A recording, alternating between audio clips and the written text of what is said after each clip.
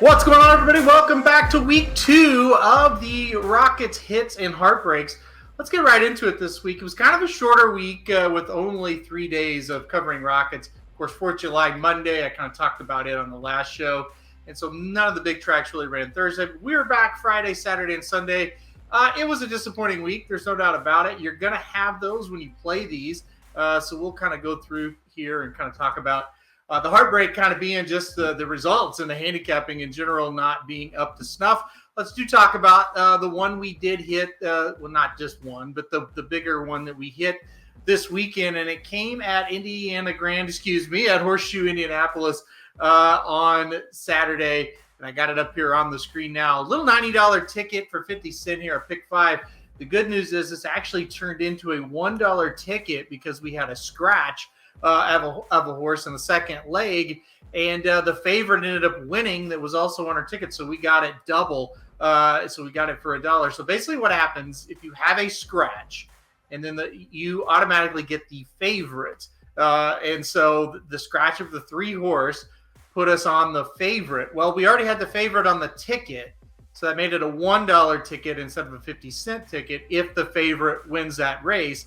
Because not only do you have the favorite on the ticket, you also have it twice because you have the scratch horse that leans over to the favorite. So we got lucky in that situation, and that's what made this thing pay. So a $90 ticket, and like I said, if that favorite wins that race, which he did, then all of a sudden we have it for $1. So that's what happened there, and that's how this got into $1. We'll go ahead and pull up the results now, and I'll scroll down real quickly here to what this thing paid. So $90 ticket. For 50 cents, it paid $393.55. We got that times 2, like I said, because it ended up being a $1 ticket. So we got lucky there. Got a little over little under $800 for that payout. We also hit the pick 5. You see right there, a little under $120. I believe that ticket was about $30. So pretty good sequence here. If you played Indiana Grand and that's the only one you played this weekend, you're pretty darn happy. Because this ended up making, about $500-$600 once we missed the early pick 4 and early pick 5. We hit these. So pretty good day at Horseshoe, Indianapolis. I know I said Indiana Grand again. I'll never get used to that. All right, let's go through the sequence real quickly here. This is, really one I probably messed up on. I really liked the 1 and the 7. Thought about going too deep here and ended up playing a little bit more, costing the ticket a little bit more money. But the 1, Mr. Wireless, gets it done. Of course, the horse last year had success at the smaller level, at the smaller tracks. Comes over to Horseshoe, Indianapolis, and wins once again. Here's where it was. This horse, Jeopardy Theory, ends up going off as a very lukewarm favorite in this situation. We were 4 deep here. We ended up being 3 deep. But like I said, the favorite was the 7, Jeopardy Theory. So now we have this thing for $1 as Jeopardy Theory goes home. Of course, originally was on the ticket, and then we scratch in to this as well and get it for $1. Jeopardy Theory was a horse that was 10-1 on the morning line. Actually, the horse I liked second in this race, and like I said, gets bet down. I believe 5-2 is what Jeopardy Theory ended up going off at. So the next race, we had Ivar and Some Like It Hot Brown kind of going head-to-head here. I also played the 6 Duke of Hazard. I thought that horse was coming into the race with a chance. Ivar made short work of the field. Another situation was like, damn, probably could have singled or at least just went too deep in that spot with Some Like It Hot Brown and Ivar. But anyway, it didn't work out. This race, the Indiana Oaks, it looked like Interstate Daydream might be in a little trouble for a second, but didn't turn out to be the case. She rolls here for an easy victory, paid $260 to win. The logical single on this ticket for sure. And then, of course, the Indiana Derby actuator gets home here at 840. Kind of a mess of a race. We ended up using the 4, the 7, and the 8, and they ran 1, 2, and 3 in this spot, so that was kind of cool. It looked for a second that King Ottoman was going to rally up the rail and win, but he kind of flattened out a little bit late.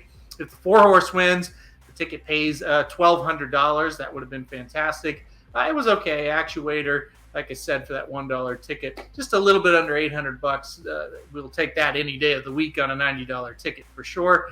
And then our top pick was Best Actor. And, I had a win bet on Best Actor. So part of me was like, man, I hope they put this horse up because there was a lot of interference.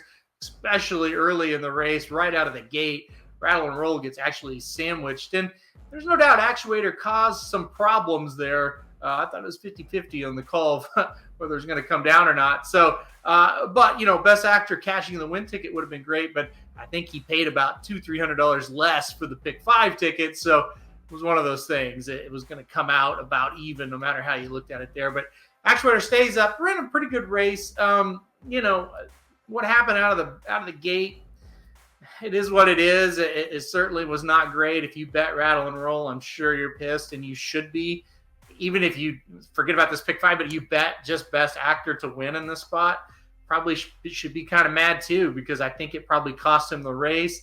But, it is what it is. Out of the gate, sometimes it's hard to take him down.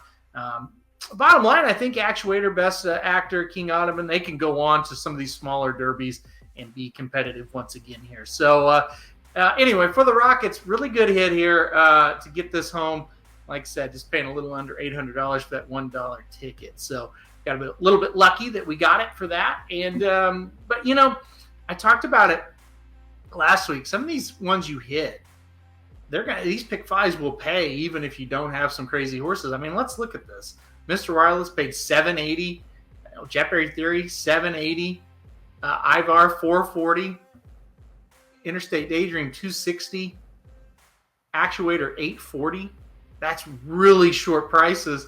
This pick 5 paid $393.55. I mean, you could have gotten that at a pretty short ticket, much shorter than I even played, or we played, I should say. And like I said, that's the value of the pick 5. Sometimes you don't have to reinvent the wheel with some of these races. You can just get home the logical winners and still get a nice little payoff there. So anyway, that was the good one. For this weekend, we didn't get shut out everywhere else, but there were a lot of smaller cashes. Belmont Park on Sunday, we had a pick 5. Gulfstream on Sunday, we had a pick 4. But most of them, $100, $200, really short prices in some of those races. And then, so you just couldn't really connect on anything else. Yeah, as far as the Heartbreaks, I mean, I'll get right to it. I actually had a subscriber email and said he could have done better with the dartboard this weekend. And honestly, that's probably how you hit some of these this weekend, was with the dartboard. Belmont Park on Saturday. There's no way, I could have hit any of those. I didn't like the horses that won 4 or 5 of the races, and so it's hard to hit pick 4s and pick 5s when that happens. I can tell you, every day we go back and we look at these and what we did right, what we did wrong. I mean, that's why I kind of had the idea for the show, because it's like, if we're doing this privately, I might as well share kind of our thoughts on what happened during the week. Mike Somich and I definitely are always playing these tickets and analyzing and playing many of the same tracks. We look back at Belmont on Friday and Saturday and just kind of shook our heads. And it was like, I don't know how we could have gotten to some of these, especially Saturday. Sunday, the structure may have been a little bit better. Maybe we could have gotten to the late pick 5, but sometimes when you're playing these, you got to string 4 or 5 together, whether you're playing the pick 4 or pick 5. There's just weird things that happen. You can't get to it. The only thing I really look back and regret, the Sunday early pick 5 at Gulfstream was one where I just structured it poorly, but it was just kind of a weekend where the results were a little bit strange. If you had them, congratulations, you did a really good job. One thing that is frustrating to me, my singles won most of the weekend, and that does get frustrating when you hit your single and you're still going like 3 or 5 or 4 or 5, because it's just some weird results. I was talking to Jared earlier, and he's like, it's not like, other than Saturday maybe at Belmont, it's not like the crazy bombs got in there, and it's like, now what I can do. It's like a lot of times we were getting knocked out by 4 and 5 to 1 shots, and horses is just like, I don't think they're worth 4 or 5 to 1. Probably wouldn't bet them even though they won. You just kind of judge that wrong. So that happens. And like I said to the subscriber, when you're playing pick 4s and pick 5s, it's a long game. You're going to have weekends, might have even a couple in a row where it's like, wow, I don't know what we did there. We weren't really close.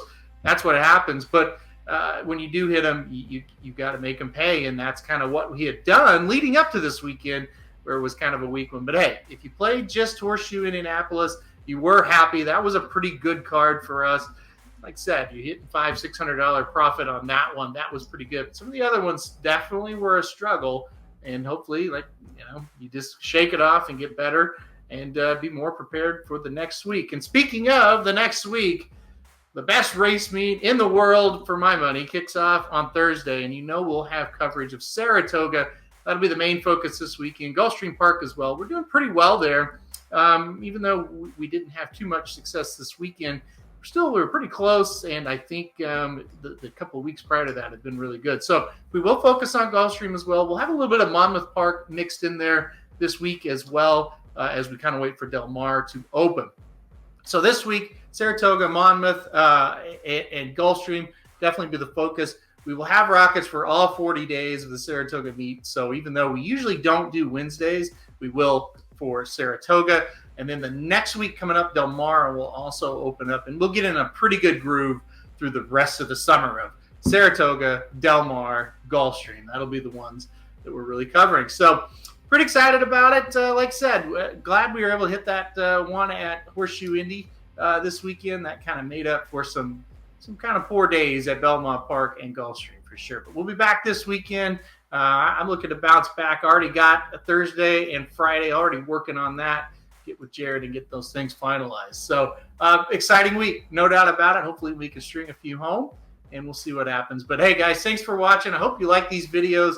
Hopefully we're able to help a little bit, kind of give you some inside information on what we're trying to do here, and just be honest with you. Sometimes the handicapping just wasn't there like this weekend. So thanks everybody for watching. If you liked the video, make sure to hit like. If you really like our stuff, make sure to hit subscribe. We always try to think of new things to kind of do. I know Somich had a video last weekend. I thought it was awesome. He was talking about fading bad favorites and how you can create a really nice payout, even if you don't get that 80-1 bomb to come in during the sequence. Doesn't really matter if you fade a couple of favorites and it comes through. So it'll pay. So anyway, I hope you guys are enjoying the content. We got a lot coming up. Obviously, the summer just getting going with Saratoga and Del Mar. So we'll see you next week for this show.